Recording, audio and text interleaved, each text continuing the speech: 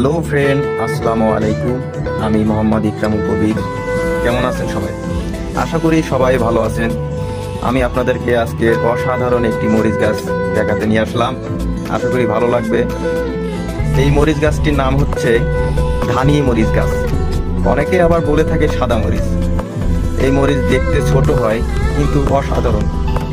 আপনার বাসায় আপনি নিজেই রোপণ করতে পারবেন।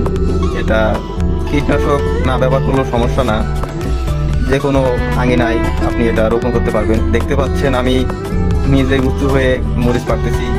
আসলে গাছটা আমার থেকে অনেক উঁচু, দেখতে অসাধারণ। আসলে আমার জীবনে এই প্রথম এত উঁচু মরিচ গাছ দেখলাম।